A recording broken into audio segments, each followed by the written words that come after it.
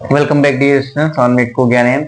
Students BSc nursing 2025 का exam देने जा रहे हैं, तो हमारे ये लेक्चर सीरीज जरूर पढ़ के जाइएगा और इसमें से निश्चित है कि आपको मैक्सिमम क्वेश्चन मिल जाएंगे। ठीक है, जितने भी केमिस्ट्री के चैप्टर्स हैं उन सभी की हम प्रिपरेशन करवा रहे हैं। अब इसमें 20 मिनट या 25 मिनट या आधे घंटे की क्लास हुआ करेगी, तो इसको आप कंप्लीट करके जरूर जाइएगा और इसमें से सिलेक्शन में आपकी जो क्वेश्चंस हैं इसमें जो हम पढ़ाएंगे वो सिलेक्शन में आपकी बहुत हेल्प करेंगे। ठीक है, तो चलिए स्टार्ट करते हैं और पहला चैप्टर हम यहाँ पे ले रहे हैं केमिकल बॉन्डिंग, मतलब रासायनिक बंधन। ठीक है, तो रासायनिक बंधन का मतलब क्या है या केमिकल बॉन्डिंग का मतलब क्या है? तो जो केमिकल्स होते हैं उनके बीच में जो बॉन्ड्स होते हैं या जो एटम्स के बीच में जो बॉन्ड्स होते हैं उन्हीं को हम क्या कहते हैं? केमिकल बॉन्डिंग कहते हैं। ठीक है, तो जैसे हम एग्जांपल ले लेते हैं वाटर। ठीक, तो ये हमारे पास वाटर है वी शेप में। ठीक, तो हाइड्रोजन और ऑक्सीजन के बीच में जो बॉन्ड बना है ना, तो ये इस एटम और इस एटम के बीच में बॉन्ड बना है। ठीक, तो इस बॉन्ड को ही हम क्या कह रहे हैं, इस प्रोसेस को ही क्या कह रहे हैं? केमिकल बॉन्डिंग कह रहे हैं। ठीक है, तो अलग अलग एलिमेंट्स के बीच में या सेम एलिमेंट्स के बीच में जो बॉन्ड बनता है उसी को क्या कहा जाता है? Chemical bonding. ठीक है, अब जो केमिकल बॉन्डिंग हो रही है ये क्यों हो रही है? ये इसलिए हो रही है कि स्टेबिलिटी आ जाए, जो मॉलिक्यूल है जो कंपाउंड है वो क्या हो जाए? स्टेबल हो जाए। अब जो स्टेबिलिटी है ये कैसे आएगी? जब पोटेंशियल एनर्जी, पीई का मतलब पोटेंशियल एनर्जी, ये क्या हो? लो हो। ठीक, तो पोटेंशियल एनर्जी और स्टेबिलिटी में क्या हुआ? एक रिलेशन बन गया। तो पोटेंशियल एनर्जी यू से रिप्रेजेंट करते हैं। ठीक है, is inversely proportional to stability. तो जिसकी पोटेंशियल एनर्जी ज्यादा है उसकी स्टेबिलिटी कम है। ठीक है, तो ये एक तरीके का रिलेशन बन गया। तो इसका मतलब ये हुआ कि अगर स्टेबिलिटी लानी है तो उसके लिए आपको अपनी पोटेंशियल एनर्जी को क्या करना पड़ेगा? कम करना पड़ेगा। ठीक है, तो स्टेबिलिटी लाने का मतलब है कि पोटेंशियल एनर्जी आपकी कम होनी चाहिए। ये बात हो गई फिजिक्स से। ठीक है, क्लियर? अब केमिस्ट्री में कैसे हम समझेंगे कि पोटेंशियल एनर्जी को कम कैसे किया जाएगा, ये स्टेबिलिटी कैसे आएगी। ठीक, तो केमिस्ट्री में अगर आपको समझना है स्टेबिलिटी, ठीक, तो स्टेबिलिटी लाने के लिए आपको क्या करना पड़ेगा? जो एटम है या एलिमेंट्स जो हैं उनमें ऑक्टेट या ड्यूप्लेट को कंप्लीट करना पड़ेगा। ठीक है, जो भी कोई एटम है तो उसके आउटर शेल में, बाहरी कक्षक में, आउटर शेल का मतलब बाहरी कक्षक। ठीक, आउटर शेल में कितने इलेक्ट्रॉन होने चाहिए? 8 इलेक्ट्रॉन या फिर 2 इलेक्ट्रॉन। जो 2 इलेक्ट्रॉन है ये बेसिकली देखते हैं हम लोग हाइड्रोजन और हीलियम में, और बाकी जितने भी एलिमेंट हैं, एटम्स हैं, उन सभी में हम देखते हैं 8 इलेक्ट्रॉन। ठीक, तो 8 इलेक्ट्रॉन का मतलब ऑक्टेट और 2 इलेक्ट्रॉन का मतलब ड्यूप्लेट। ठीक है, तो ऑक्टेट और ड्यूप्लेट क्या होना चाहिए? कंप्लीट होना चाहिए। अब ऑक्टेट और ड्यूप्लेट कंप्लीट कैसे होगा? उसके अलग अलग मेथड्स हैं। ठीक है, इतना आप फटाफट नोट कर लीजिए, उसके बाद हम आपको आगे पढ़ाते हैं। ठीक है,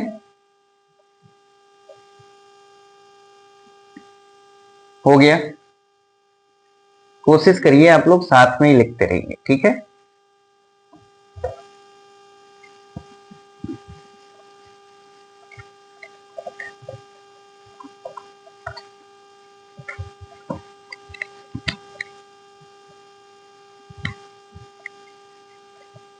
अब ऑक्टेट और ड्यूप्लेट को कंप्लीट करने के लिए अलग अलग मेथड है हमारे पास। कौन कौन से? ऑक्टेट या ड्यूप्लेट, ये कंप्लीट कैसे होगा? ठीक है, तो ऑक्टेट या ड्यूप्लेट कंप्लीट करने के लिए मेनली दो मेथड हैं। कौन कौन से? एक तो ट्रांसफर कर दो, ट्रांसफर ऑफ इलेक्ट्रॉन्स, इलेक्ट्रॉन्स का ट्रांसफर कर दिया जाए। ठीक है, इलेक्ट्रॉन्स को अगर आप ट्रांसफर कर देंगे तब भी ऑक्टेट कंप्लीट हो जाएगा। ठीक, और दूसरा है sharing of electron, sharing of electron. तो इलेक्ट्रॉन्स की अगर आपने शेयरिंग कर दी तब भी ऑक्टेट कंप्लीट हो जाएगा, अगर इलेक्ट्रॉन्स को ट्रांसफर कर दिया तब भी ऑक्टेट कंप्लीट हो जाएगा। ठीक, तो ट्रांसफर ऑफ इलेक्ट्रॉन से कौन से बॉन्ड बनेंगे? आयनिक बॉन्ड बनेंगे। अगर आपने इलेक्ट्रॉन्स को ट्रांसफर कराया है तो आयनिक बॉन्ड ही केमिस्ट्री में बनता है। ठीक है, एग्जाम्पल में जैसे कि NaCl, KCl, MgCl2 एक्सेट्रा। ठीक, अब शेयरिंग जो है दो तरीके से होती है। साझेदारी जो है, कोई भी बिजनेस आप स्टार्ट करते हैं तो उसके लिए हमारे पास दो मेथड हैं। कौन कौन से?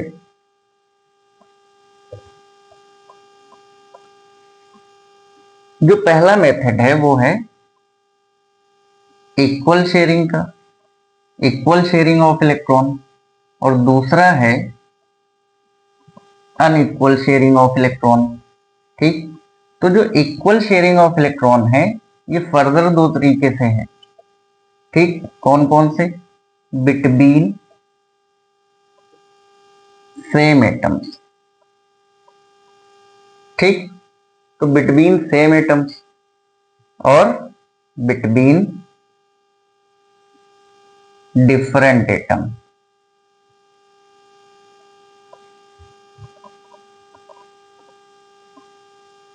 Different atoms. ठीक है, तो ये एक तरीके का क्लासिफिकेशन है।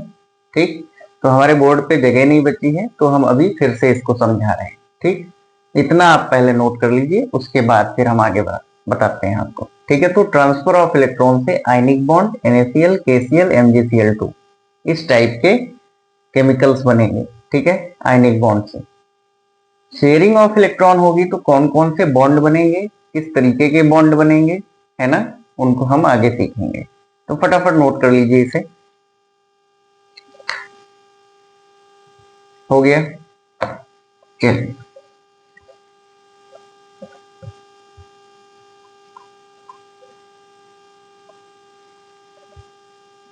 तो शेयरिंग ऑफ इलेक्ट्रॉन जो है, शेयरिंग ऑफ इलेक्ट्रॉन हमने बताया ये दो तरीके से है। ये यहां लिखा हुआ है, equal sharing and unequal sharing. तो जो इक्वल शेयरिंग है ये फर्दर दो तरीके से डिवाइड हो गई, बिटवीन सेम एटम और बिटवीन डिफरेंट एटम्स। ठीक है, तो जब सेम एटम के बीच में साझेदारी हो रही है, इलेक्ट्रॉन्स की साझेदारी हो रही है, मान लो 10 रुपए के आपको गोलगप्पे खाने हैं लेकिन आपके पास 5 रुपए हैं, आपके साथ में एक दोस्त है उसके पास भी 5 रुपए हैं। ठीक, और 10 रुपए से नीचे गोलगप्पे वाला गोलगप्पे देगा नहीं। ठीक, तो आप दोनों ने क्या किया भाई, गोलगप्पे खाने हैं तो आप लोगों ने क्या किया, शेयरिंग कर ली, 5-5 रुपए मिलाई 10 रुपए बन गए।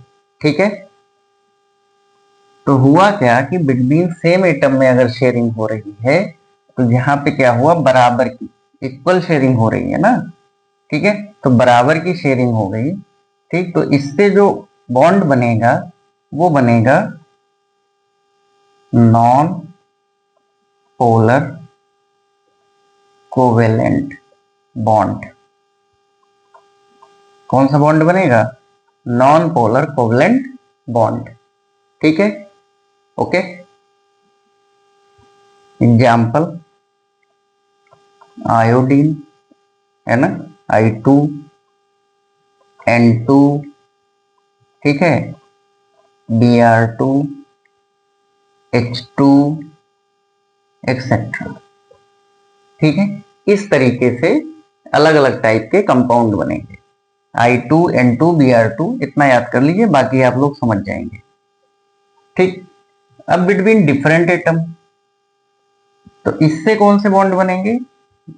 Polar covalent bond. तो इनसे कौन से कंपाउंड बने? पोलर कोवेलेंट कंपाउंड, जैसे कि HCl, HBr, HI, है ना, एक्सेट्रा।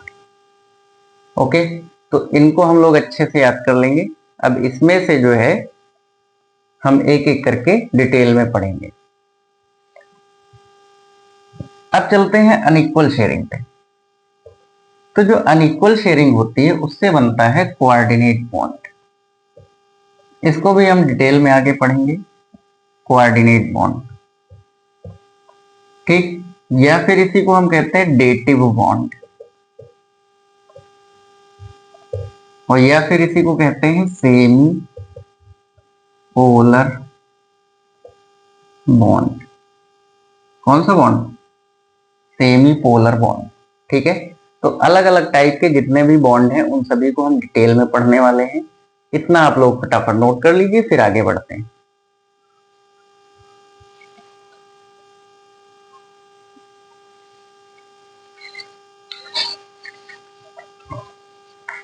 हो गया,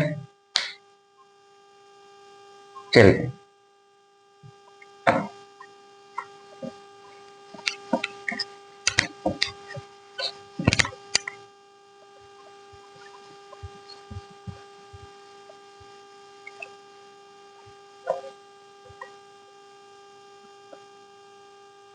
तो केमिकल बॉन्डिंग में हम पहले टाइप का केमिकल बॉन्ड पढ़ने वाले हैं, that is transfer of electron. ठीक, और ट्रांसफर ऑफ इलेक्ट्रॉन से कौन सा बॉन्ड बनेगा? Ionic bond. ठीक है, तो हम पढ़ने जा रहे हैं आयनिक बॉन्ड। हेडिंग डालिए, आयनिक बॉन्ड। इसी को और क्या कहते हैं? Electrovalent bond. अब इसी को आयनिक बॉन्ड या इलेक्ट्रोवैलेंट बॉन्ड क्यों कहते हैं? ठीक है, आयनिक बॉन्ड तो हम लोगों ने ट्रांसफर ऑफ इलेक्ट्रॉन हुआ इसलिए समझ लिया। ठीक, लेकिन इलेक्ट्रोवैलेंट क्यों कह रहे हैं? आप लोगों ने पढ़ा होगा कूलॉम्स लॉ।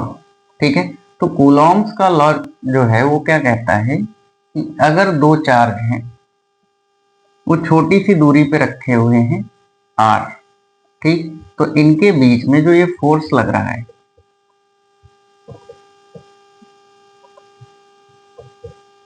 फोर्स जो लग रहा है, हम इस वाले फोर्स की बात नहीं करेंगे यहाँ पे अट्रैक्शन फोर्स की बात करेंगे। तो यहाँ पे जो फोर्स ऑफ अट्रैक्शन लग रहा है ये इनवर्सली प्रोपोर्शनल होता है दूरी के स्क्वायर के। ठीक है, डिस्टेंस के स्क्वायर के। ये बात किसने बताई थी? कूलॉम साहब ने, फिजिक्स में बताई थी। ठीक, अब ये केमिस्ट्री में कैसे अप्लाई हो रहा है इसको समझो। केमिस्ट्री में क्या है, मान लो कि ये आपके पास सोडियम क्लोराइड है। अब इसमें हमें समझना है कि इसके अंदर बॉन्ड कैसे बना है। ठीक, तो इसको समझने के लिए हमें क्या करना पड़ेगा? सोडियम को आयोनाइज कराओ। सोडियम के अंदर कितने इलेक्ट्रॉन? 11। अब इसमें से आपने एक इलेक्ट्रॉन बाहर कर दिया। अब सोडियम क्या हो गया? 10 और +1। ठीक, अब यहाँ पे क्लोरीन है। क्लोरीन के पास कितने हैं? 17 इलेक्ट्रॉन। इसने यही वाला इलेक्ट्रॉन क्या कर लिया? गेन कर लिया। ठीक, तो हुआ क्या कि जो क्लोरीन है वो अब किस में चेंज हो गया? 18 में। और इसके ऊपर चार्ज कैसा आया? माइनस का। ठीक है, तो जब भी कभी इलेक्ट्रॉन लूज होता है तो पॉजिटिव चार्ज आता है, और जब भी कभी इलेक्ट्रॉन गेन होता है तो निगेटिव चार्ज आता है। और केमिस्ट्री में एक बात हमेशा ध्यान रखिएगा, है ना, कल हमने एक वीडियो डाला था, उसमें आपको बताया था कि अगर पॉजिटिव निगेटिव कहीं भी दिखाई दे जाए केमिस्ट्री में, तो आप क्या कर दो, फटाक से बॉन्ड बना दो। ठीक है, तो ये देखो positive negative positive negative positive negative, ये दिखाई दे रहे हैं, इन्होंने कर लिया, बॉन्ड बना लिया। ठीक है, अब आपस में क्या हुआ, ये बॉन्ड बन गया, एक तरीके का फोर्स ऑफ अट्रैक्शन लग रहा है। ठीक, छोटी सी दूरी भी है यहाँ पे आर। ठीक है, तो यहाँ पे क्या हुआ, दो चार्ज हैं, एक पॉजिटिव चार्ज एक नेगेटिव चार्ज, और दोनों में फोर्स ऑफ अट्रैक्शन लग रहा है। ठीक, तो इसी को हम क्या कह देते हैं, इलेक्ट्रोवैलेंट बॉन्ड, या फिर इसी को क्या कह देते हैं, आयनिक बॉन्ड। ठीक है, इलेक्ट्रोवैलेंट बॉन्ड या फिर आयनिक बॉन्ड, ये हमने 2 मिनट के वीडियो में आपको बताया था। ठीक है, तो यहाँ पे जो ये बॉन्ड बना हुआ है, ये एक तरीके का फोर्स ऑफ अट्रैक्शन है, कोई फिजिकल बॉन्ड नहीं है, लेकिन आगे के जितने भी बॉन्ड पढ़ेंगे वहां पे फिजिकल बॉन्ड होगा। यहाँ पे एक तरीके का फोर्स ऑफ अट्रैक्शन है केवल। ठीक है, तो यहाँ पे क्या कहेंगे, नो फिजिकल बॉन्ड प्रेजेंट। ठीक है, ये लाइन हमने कल भी लिखी थी, आज फिर से लिखे दे रहे हैं। तो कोई भी यहाँ पे फिजिकल बॉन्ड नहीं है, एक तरीके का यहाँ पे क्या है, फोर्स ऑफ अट्रैक्शन है। ठीक है, क्लियर। तो फोर्स ऑफ अट्रैक्शन से कौन से बॉन्ड बनते हैं, आयनिक बॉन्ड बनते हैं। ठीक है, तो इसको फटाफट नोट कर लीजिए, फिर आगे इसकी प्रॉपर्टीज पढ़ते हैं।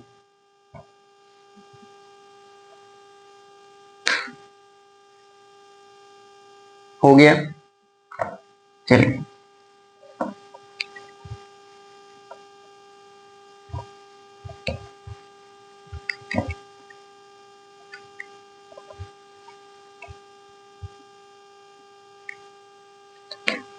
अब हेडिंग डालिए, properties of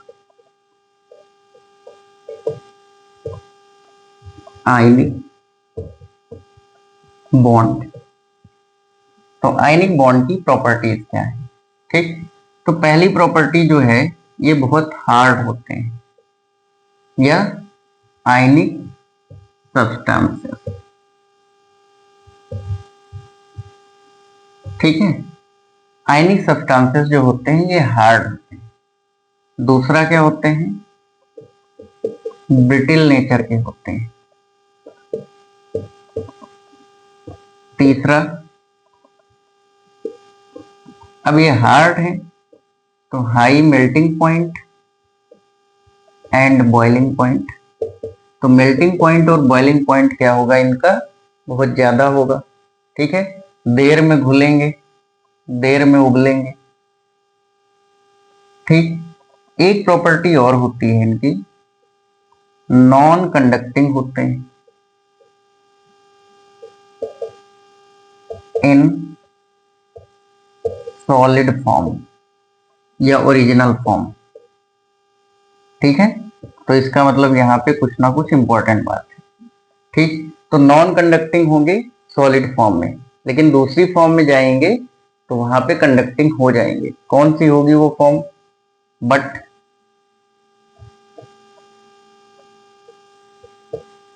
conducting in molten या एक्वस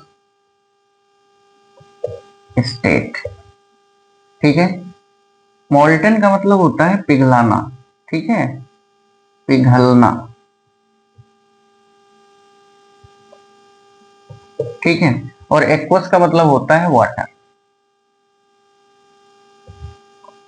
ठीक, तो पानी जैसे ही इनके ऊपर पड़ेगा या पिघले होंगे ये सब्सटेंसेस, ये पदार्थ, ठीक है, आयनिक कंपाउंड जो होते हैं, ये वैसे ही कंडक्टिंग हो जाएंगे।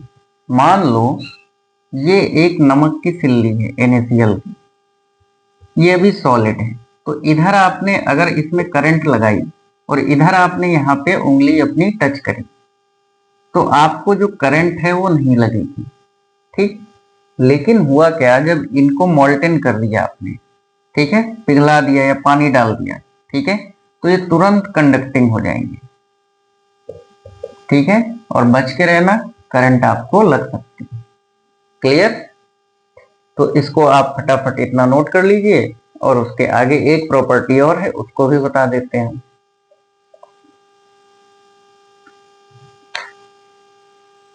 हो गया?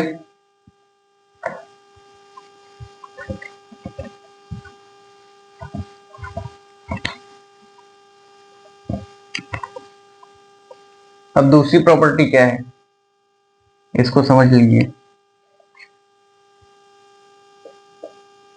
दूसरी प्रॉपर्टी ये है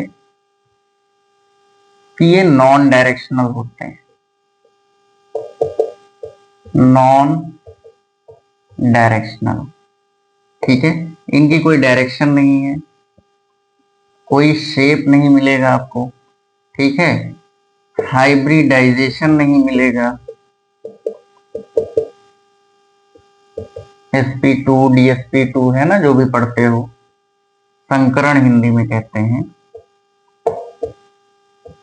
ठीक है। तो ये सब यहाँ पर देखने को नहीं मिलने वाला है, ठीक है। तो ये एक बहुत इंपॉर्टेंट प्रॉपर्टी है, इसको भी आप लोगों को याद करना है, एग्जाम में आपके पूछा जाता है। इसके अलावा जो फेवरेबल कंडीशन है, favourable condition for ionic bond, ठीक है। तो फेवरेबल कंडीशन जो आयनिक बॉन्ड के लिए है वो क्या होनी चाहिए,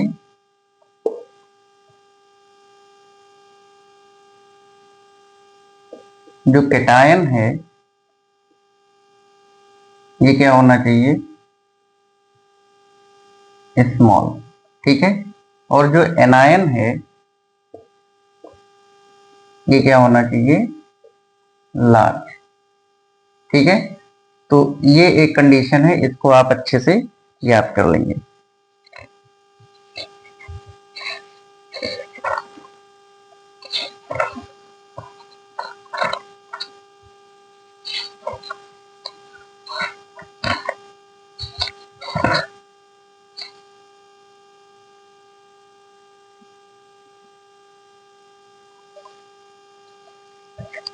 अच्छा, यहाँ पे थोड़ा सा उल्टा हो गया है, इसको आप अच्छे से फिर से लिख लीजिए, सॉरी। तो जो कैटायन है वो क्या होना चाहिए,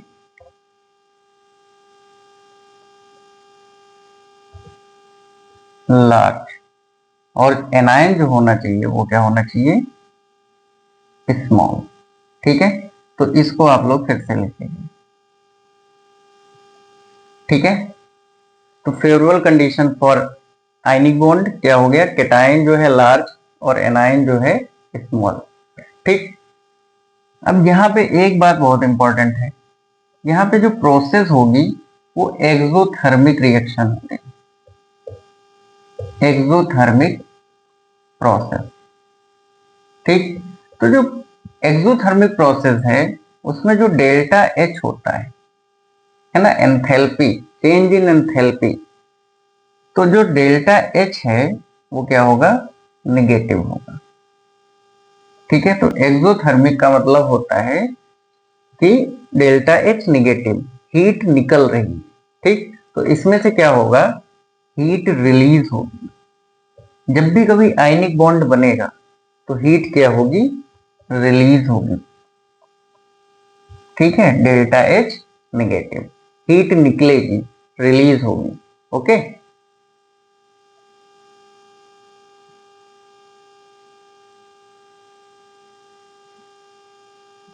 ये आप लोगों को दिख नहीं रहा होगा, इसको आप लोग लिख लीजिए फटाफट। हो गया? चलिए आगे बढ़ते हैं।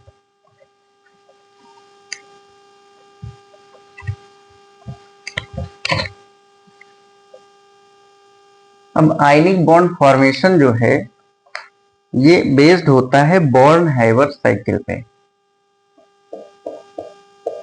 Ionic bond formation. ठीक, ये किस पे बेस्ड है? एग्जाम में क्वेश्चन पूछा जाता है, based on born Haber cycle. ठीक है, बस नाम काफी है, आप इतना याद कर लो और बाकी हम लोग थर्मोडायनेमिक्स में डिटेल में जानेंगे। ठीक है, तो based on born Haber cycle. अब जो बॉर्न हैबर साइकिल है ये बेस्ड है हेस लॉ पे। किस पे? हेस लॉ। ये सब क्या है, ये सब हम डिटेल में थर्मोडायनेमिक्स में जानेंगे।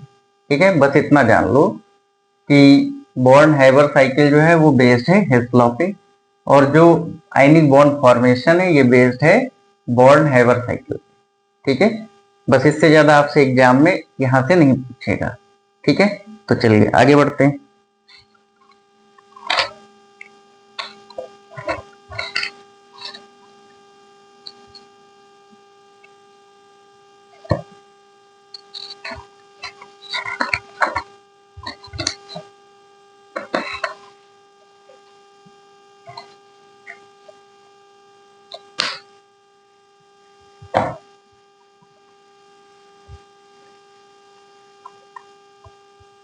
अब देखो, अगर हम बात करते हैं एल आई एफ की, एल आई एफ है ना, तो ये है आयोनिक। ठीक, ये आयनिक नेचर का है। अगर आप बात करते हैं बाकी जितने भी हेलोजेंस हैं, एक्स का मतलब क्या है? Fluorine, chlorine, bromine, iodine, eighty, एस्टाटाइन। ठीक है, तो फ्लोरीन को छोड़ के बाकी जितने भी हैं, है ना, इनसे अगर लिथियम जुड़ता है तो ये कोवेलेंट हो जाते हैं। ठीक, तो ये इंपॉर्टेंट क्वेश्चन है आपके एग्जाम के लिए, इनको आप अच्छे से याद करेंगे। इसी तरीके से अगर हम बात करते हैं बेरिलियम हैलाइड की, कोई भी हैलाइड है लेकिन बेरिलियम का है, तो ये क्या होगा? कोवेलेंट होगा। कोवेलेंट क्या है आगे जस्ट हम लोग जानने वाले हैं नेक्स्ट वीडियो में। ठीक, इसी तरीके से अगर हम बात करते हैं AlF3 की, तो ये क्या है? आयनिक है। ठीक, ये भी एग्जाम में पूछा गया है आपके। AlF3 कैसा है? आयनिक नेचर का है। इसी तरीके से अगर आप बात करते हैं एनहाइड्रस AlCl3 की, तो एनहाइड्रस AlCl3 जो होता है ये कैसा है? कोवेलेंट। इसीलिए इसको हम लोग यूज करते हैं ऑर्गेनिक केमिस्ट्री में। ठीक है, तो वहां पे इसका रोल है कहीं कहीं पे, तो उसको हम जब रिएक्शन आएंगे तो वहां पे आपको डिटेल में समझाएंगे। ठीक है, एक्वस AlCl3 अगर एनहाइड्रस है, एनहाइड्रस का मतलब पानी नहीं है, ठीक, या मॉइस्चर नहीं है। अगर आ जाए एक्वस AlCl3 तो आप इसको टिक करिएगा आयनिक पे। तो ये कैसा है? अब आयनिक नेचर का है। ठीक है, तो सारे क्वेश्चंस ही हम आपको एक्सप्लेन कर रहे हैं। ठीक, इसमें आपको कोई भी पॉइंट छोड़ना नहीं है, सारे क्वेश्चंस को आपको एकदम रट लेना है, और इससे आसान तरीका आपको कहीं नहीं मिलेगा। सबसे सिंपल और सबसे साधारण तरीके से हम आपको केमिस्ट्री सिखाने जा रहे हैं। ठीक है, तो जितना हम इसमें सिखा रहे हैं सब आप याद करके जाइएगा, एग्जाम में देखिएगा डायरेक्ट क्वेश्चन मिलेंगे आपको। ठीक है, चलिए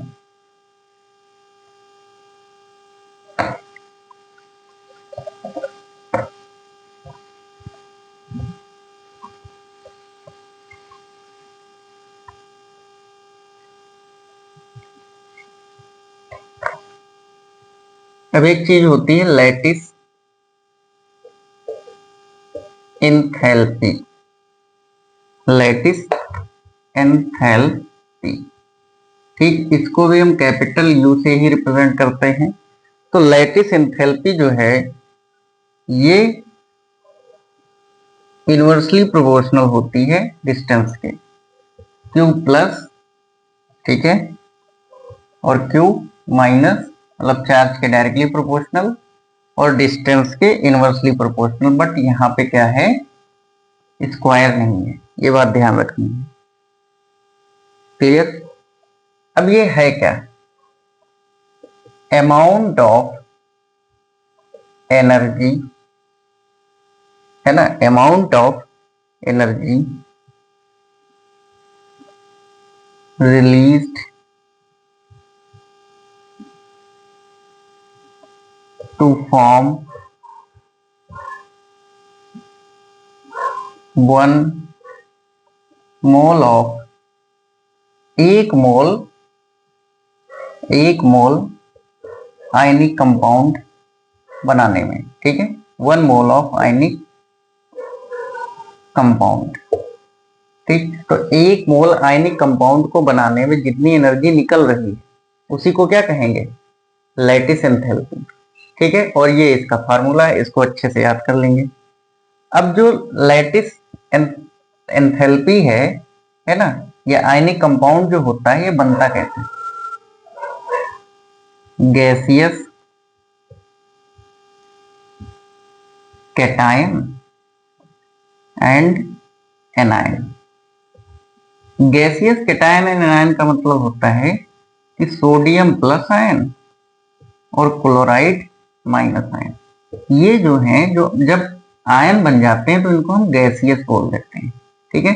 तो ये जो क्रिस्टल्स हैं इनको आप गैसियस फॉर्म में लेकर के जाओ और उनको आयनिक कंपाउंड में चेंज कर लो, ठीक। तो उसमें से जो एनर्जी निकलेगी, है ना, जितना भी अमाउंट ऑफ एनर्जी निकलेगी वही क्या होगी, लैटिस एंथैल्पी होगी, ठीक है। तो इसको आप अच्छे से याद कर लीजिए लैटिस एंथैल्पी को। वैसे तो डिफिनेशन बहुत बड़ी लंबी चौड़ी लिखी है, लेकिन आप इतना याद कर लीजिए, इतने से आपका काम बन जाने वाला है, ठीक है। तो चलिए आगे बढ़ते हैं।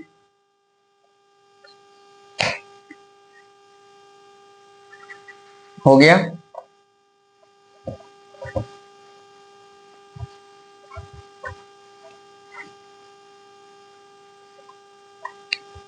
अब अगर हम बात करते हैं लैटिस एंथैल्पी की, एनर्जी भी बोल रहे हैं तो कोई दिक्कत नहीं है, ठीक है। तो लैटिस एनर्जी जो है ना, अब देखो ये इनवर्सली प्रोपोर्शनल किसके हैं, साइज के, ठीक। तो जो पीरियोडिक टेबल है हमारी, ठीक, इसमें अगर हम टॉप टू बॉटम जाएंगे पीरियोडिक टेबल में, ऊपर से नीचे की ओर जाएंगे, तो साइज क्या होगा, इंक्रीज करेगा। और जब साइज इंक्रीज करेगा एटम का तो लैटिस एनर्जी क्या हो जाएगी, ये देखो साइज बढ़ा तो लैटिस एनर्जी क्या हो जाएगी, डिक्रीज, ठीक है। तो इसका उल्टा कर लेंगे, अगर लेफ्ट टू राइट जाएंगे तो लैटिस एंथैल्पी क्या होगी, बढ़ेगी। तो सीधा सा ये ध्यान रखिए, अगर जो है हम पीरियोडिक टेबल में ऊपर से नीचे जा रहे हैं तो लैटिस एनर्जी कम होगी, सीधी सी बात, क्लियर। टॉप टू बॉटम गए तो लैटिस एनर्जी कम हो जाएगी, और अगर जो है बाएं से दाएं जाएंगे, मतलब इधर की ओर जाएंगे, तो लैटिस एनर्जी क्या होगी, बढ़ेगी, ठीक है। तो इसी के बेसिस पर, इसी के कॉन्सेप्ट पे आगे अभी क्वेश्चन है वो हम करवाने वाले हैं। फटाफट नोट करिए इसको।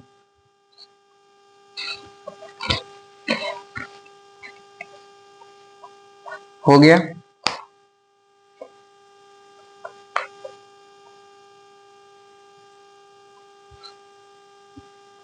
चलिए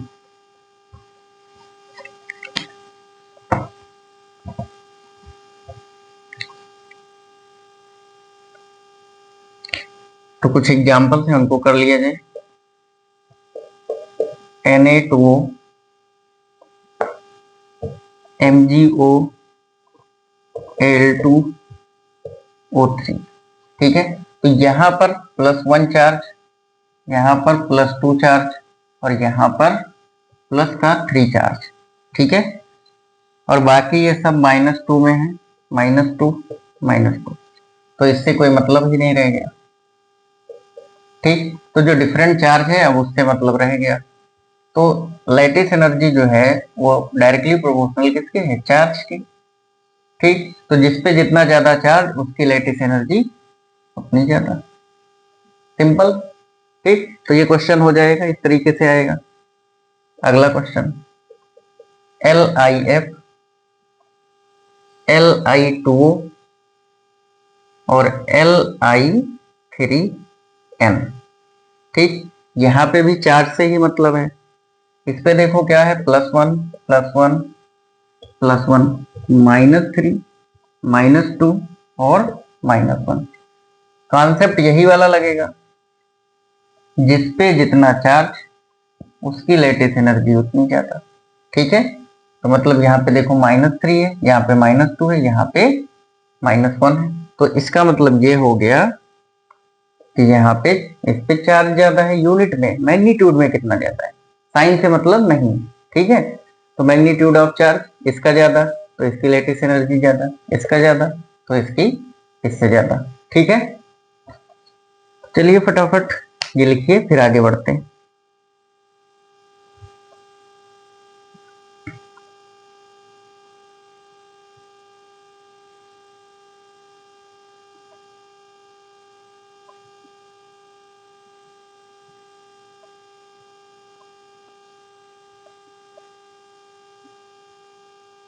ओके, हो गया।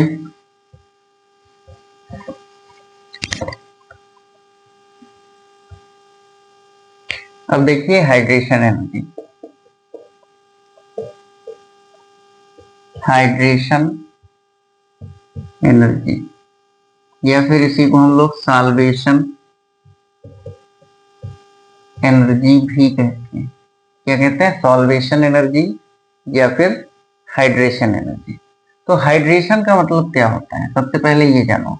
हाइड्रेशन, हाइड्रा का मतलब होता है वाटर और एशन का मतलब होता है एडिशन, ठीक। तो किसी भी आयन से अगर वाटर जुड़ रहा है, ठीक है, ऐड हो रहा है या किसी दूसरे मॉलिक्यूल से वाटर जुड़ रहा है, ठीक, तो इसको क्या कहोगे, हाइड्रेशन। अब इसमें से जितनी भी एनर्जी निकली उस एनर्जी को क्या कह दोगे, हाइड्रेशन एनर्जी, ठीक। तो सिंपल सा है कि अगर वाटर किसी भी मॉलिक्यूल से या फिर किसी भी क्रिस्टल से या फिर किसी भी आयन से जुड़ रहा है तो हाइड्रेशन ये प्रक्रिया हो गई, और उसमें जितनी भी एनर्जी निकलेगी उस अमाउंट ऑफ एनर्जी को क्या कहोगे, सॉल्वेशन एनर्जी या फिर हाइड्रेशन एनर्जी। सिंपल सी बात है, ठीक है। अब जो हाइड्रेशन होता है ये जो है बिल्कुल लैटिस की तरीके से ही है, चार्ज बटे साइज, ठीक। अगर एटम का साइज ज्यादा है तो हाइड्रेशन कम, और अगर एटम का साइज कम है तो हाइड्रेशन उसका ज्यादा होगा, और चार्ज के तो डायरेक्टली प्रोपोर्शनल ही है, ठीक है, क्लियर। तो चलिए आगे बढ़ते हैं। चार्ज जो है यहाँ पे क्या है, डेंसिटी है, चार्ज की डेंसिटी, ठीक है, आवेश घनत्व, क्लियर। चलिए आगे बढ़ते हैं।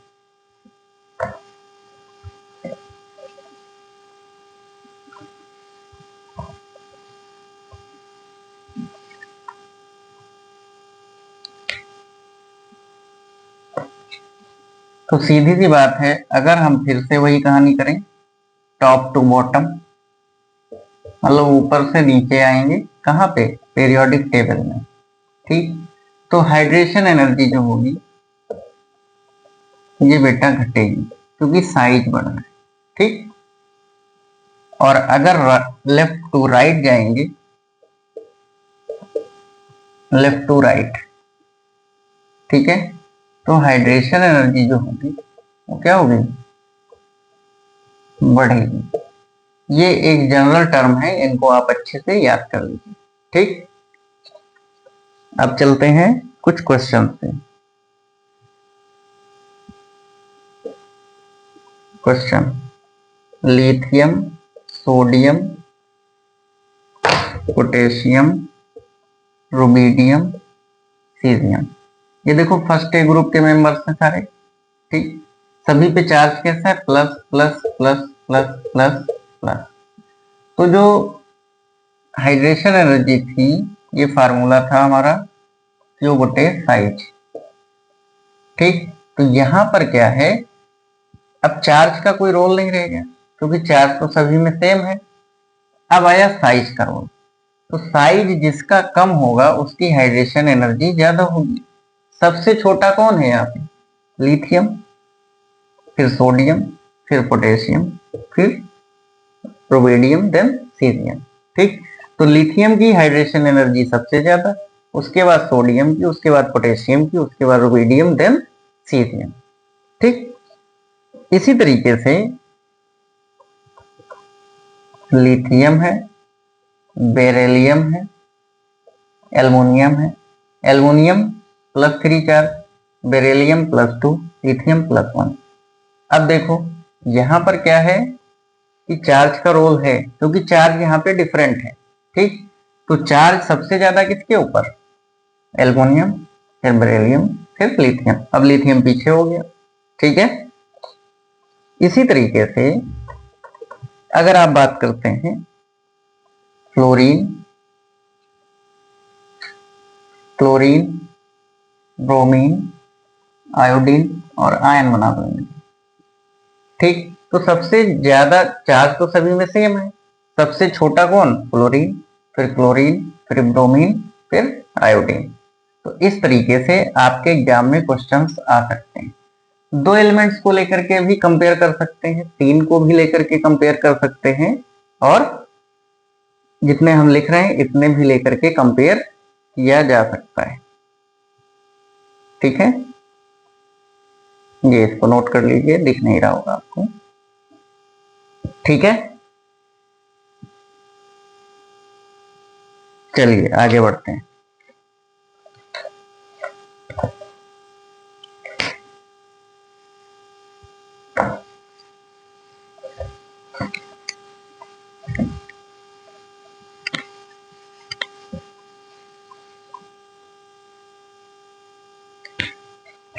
एक क्वेश्चन है, हमें अरेंज करना है, arrange the following in decreasing order, in decreasing order, in decreasing order of ionic mobility, ठीक है। तो ये क्वेश्चन है, क्लियर। या फिर मोबिलिटी को हम कंडक्टेंस या कंडक्टिविटी कहते हैं, है ना, चालकता, क्लियर। कंडक्टेंस, कंडक्टेंस, ठीक, मोबिलिटी या कंडक्टेंस। तो इस तरीके से अगर क्वेश्चन एग्जाम में आता है तब कैसे करेंगे, तो देखो अगर आपको सोडियम दिया गया है, पोटेशियम दिया गया है, सोडियम, पोटेशियम, लिथियम भी तो दिया गया है, लिथियम, सोडियम, पोटेशियम, रुबिडियम, और देन सीजियम, ये सब किसमें है, plus plus plus plus plus, ठीक है। इसी तरीके से अगर दिया गया है लिथियम, सोडियम, पोटेशियम, रुबिडियम और सीरियम। ठीक, इस तरीके से दिया गया है। बट यहां पे लिख दिया गया एक्वस। एक्वस का मतलब मैंने क्या समझाया था, पानी। सभी में एक्वस स्टेट बना दी गई, plus plus plus plus plus. ठीक है, तो अगर हम बात करते हैं इधर वाले में, है ना, तो सबसे ज्यादा पानी की लेयर किस पे चढ़ेगी, जिसका साइज कम होगा। ठीक, तो अगर हम बात करते हैं लिथियम की, तो इसके ऊपर वाटर की लेयर बहुत ज्यादा आ जाएगी। ठीक है, क्योंकि इसका साइज छोटा है। ठीक है, और हमें चेक क्या करना है, कितनी तेजी से कौन दौड़ेगा। ठीक है, मोबिलिटी का मतलब होता है दौड़ना। ठीक, तो कौन कितनी तेजी से दौड़ेगा। ठीक, तो यहां पर देखें तो सबसे ज्यादा सबसे छोटा कौन है, लिथियम है, लेकिन यहाँ पानी का कोई खेल है नहीं। ठीक, तो यहाँ पे क्या है, लिथियम सबसे तेज दौड़ेगा, फिर सोडियम, फिर पोटेशियम, फिर रुबिडियम, देन सीरियम। यहाँ पे मामला उल्टा हो गया, क्योंकि यहाँ पे क्या है, पानी की लेयर ने इसको क्या कर दिया, इसका साइज बड़ा कर दिया। साइज जो हुआ वो इंक्रीज हो गया, और जब साइज इसका इंक्रीज हो गया, ठीक है, तो इससे क्या हुआ, अब ये चल नहीं पाएगा, तो मोबिलिटी इसकी क्या हो गई, कम हो गई। और जब मोबिलिटी कम हो गई तो भैया सोडियम इससे पहले तेजी से भाग लेगा, है ना। कोई भी थुलथुल होगा, मोटा होगा, तो उसको दौड़ा दोगे तो वो धीरे धीरे दौड़ेगा। ठीक, अगर वहीं पे कोई दुबला पतला इंसान है तो तेजी से दौड़ लेगा। ठीक है, तो इसका मतलब सीजियम सबसे तेज दौड़ेगा, उसके बाद रुबिडियम, फिर पोटेशियम, फिर सोडियम, फिर लिथियम। ठीक है, तो इस क्वेश्चन को फटाफट नोट करिए और आगे बढ़ते हैं। आई होप ये समझ में आया होगा।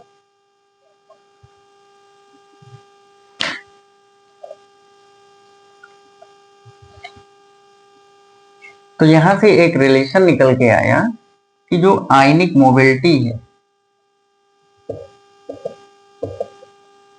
Inversely relation to size. ठीक है, नोट कर लो, ये भी आपके एग्जाम में आ सकता है। क्लियर, तो इसके आगे अब हम लोग कल पढ़ेंगे, और कल हम पढ़ेंगे कोवेलेंट बॉन्ड्स। ठीक है, तो आयनिक में आपसे इससे ज्यादा नहीं पूछेगा, इवन नीट में भी इससे ज्यादा नहीं पूछेगा। ठीक है, तो जो लोग नीट की तैयारी कर रहे हैं, टेटेट की तैयारी कर रहे हैं, मथुरा वेटनरी की तैयारी कर रहे हैं, ठीक है, तो इसमें से क्वेश्चन आएगा। ठीक है, एक क्वेश्चन मस्ट होता है, तो उसको आप अच्छे से तैयार कर लीजिए। जितने भी हम लेक्चर पढ़ाएंगे उसमें से 2-3 क्वेश्चन तो आने ही आने। ठीक है, इसमें भी जितना हमने पढ़ाया है, इसमें से 2 सवाल तो आपके फिक्स हैं, तो इसको आप अच्छे से तैयार कर लीजिए। चैनल पे नए हैं, सब्सक्राइब कीजिए, लाइक कीजिए, शेयर कीजिए, है ना, कमेंट कीजिए। कोई दिक्कत हो तो उसको बताइए, हम उसको दूर करेंगे। हमारी टीचिंग में कोई समस्या है उसको बताइए, उसको भी दूर किया जाएगा। Wish you all the best students, thank you.